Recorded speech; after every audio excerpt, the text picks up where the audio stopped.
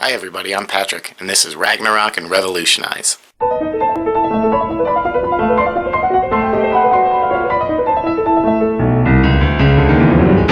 Ragnarok and Revolutionize.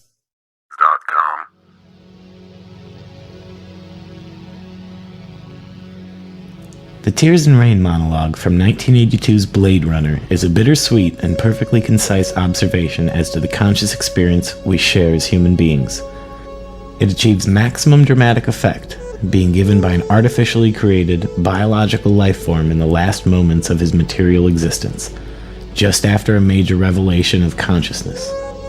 Even while acknowledging the futility of his existence, the character of Roy Batty is still able to maintain the integrity of his life and his individual experience. First off, we must have some basic understanding of Roy Batty as a character. Roy is an android, artificially created out of biological matter, and designed to function as a physically, but not mentally, advanced being. In the futuristic society depicted in Blade Runner, these androids function as slaves and are created with short lifespans. They are not given sufficient time to develop enough awareness to assert their individuality, which could possibly make them rise up and rebel against their physically inferior owners.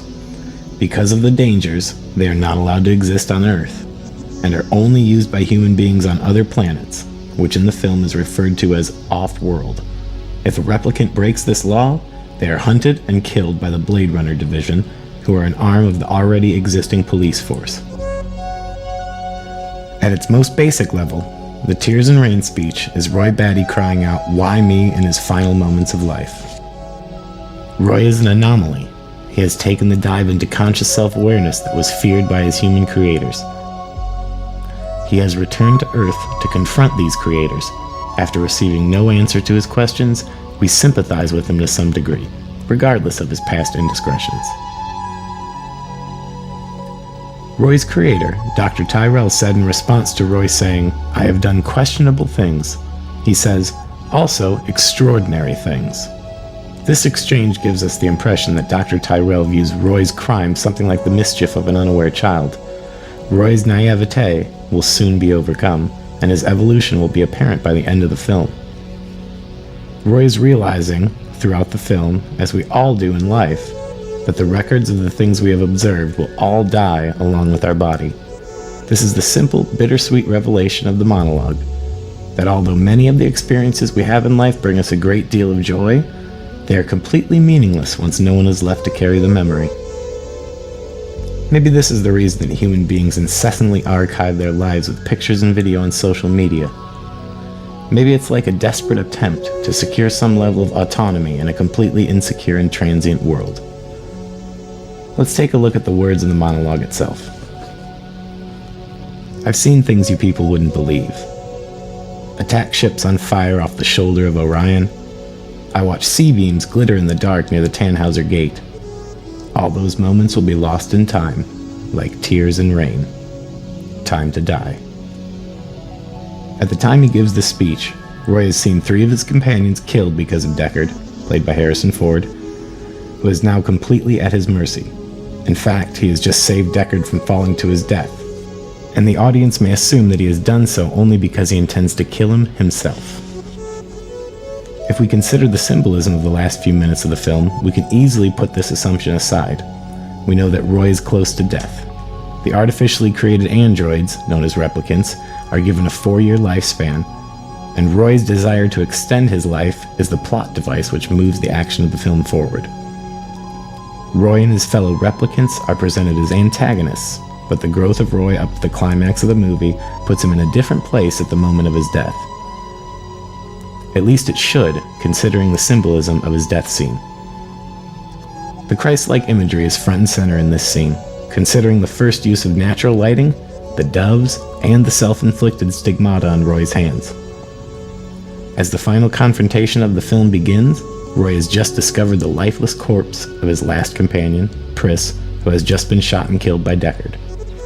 As Roy grieves, Deckard surprises him. He fires a shot and misses, and then Roy disappears. His voice is heard off camera, and then he abruptly breaks through the wall next to Deckard. He pulls his arm back through the hole in the wall and breaks 2 of his fingers as he holds him captive. He then gives Deckard his arm back, as well as a head start running away. This leaves the audience somewhat confused as to why he didn't just kill Deckard right there, as he clearly has the ability to do so. The key to understanding the game of cat and mouse that Roy and Deckard will be playing throughout the climax is found in observing what happens after he lets Deckard go, and also in the childlike mischief observation that we made previously.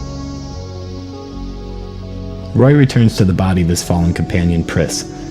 Her death has affected him deeply, as shown by the confused emotional reactions he displays. These expressions show the deep changes going on inside of Roy as he struggles through the painful awakening of consciousness that has just befallen him. As children, we are all innocent and free until we come to terms with the finality of the human experience. Children, naive of human mortality, are free to love completely and unconditionally with no fear of loss. Children, unaware of the finality of death, live under the supposition that those whom they love will always be there when they want or need them. The expressions of Roy throughout this scene show his realization that his companions are completely gone, and with them, all the experiences and memories that they had acquired. This is why Blade Runner was Rutger Hauer's career-defining moment. The emotional pain his character is going through is actually affecting him on a physical level, and Hauer's performance of this is perfectly conveyed, not to mention the fact that Tears and Rain was actually his own addition to the script. Honestly, we could talk about how wonderful this movie is until the electric sheep come home, but the reason I made this video is to tell you what the Tears and Rain speech means to me. It means more than just the words themselves. The speech has become a symbol representing many different things for me. All these things will not be lost, as long as someone holds on to their memory. Let's go back to the speech itself. The reaction that Roy has to his own opening statement, "I've seen things you people wouldn't believe," once again shows this physical response to emotional pain. It is also apparent that Roy treats human beings with a certain level of disdain. Of course, we know that Deckard is most likely a replicant himself, but that's another story for another time. The next few lines are inconsequential sci-fi jargon, but that's not meant to take away from him because they're very poetic and delivered beautifully. Basically, attack ships on fire and C-beams, it's just exposition for the idea that Roy has experienced things impossible for the average human to experience. And though he lived most of his life a slave, he actually had more of a meaningful life than his creators. This, of course, is Roy's opinion, but that's the beauty of the entire thing, that each conscious experience is completely subjective to the individual. Each moment you have is completely your own. These are the moments that will be lost in time. Those moments in time where we experience the material world as a complete and self-aware individual. Bittersweet. Tears and rain are a metaphor.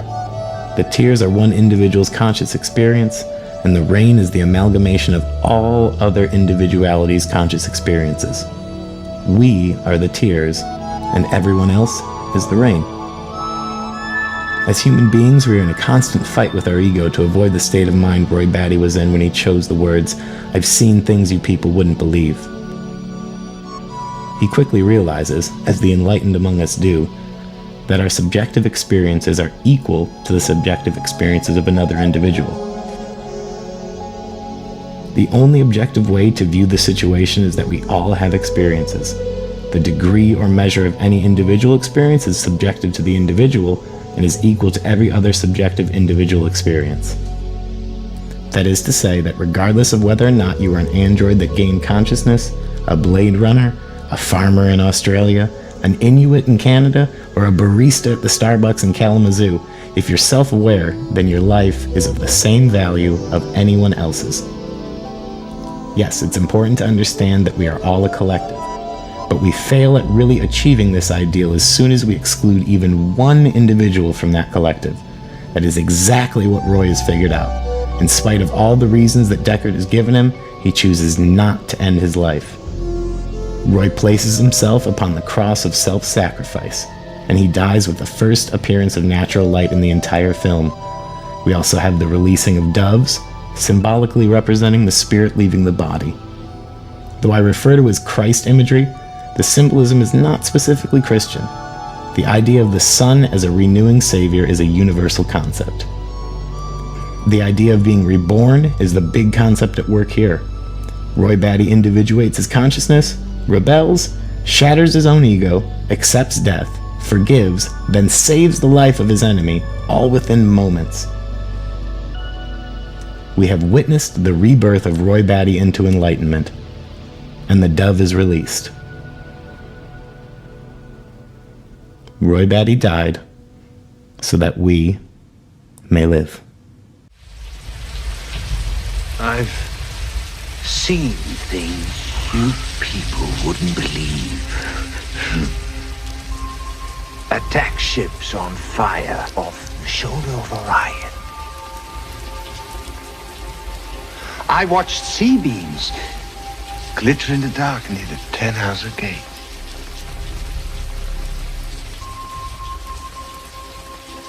All those moments will be lost in time, like tears in rain. Time to die.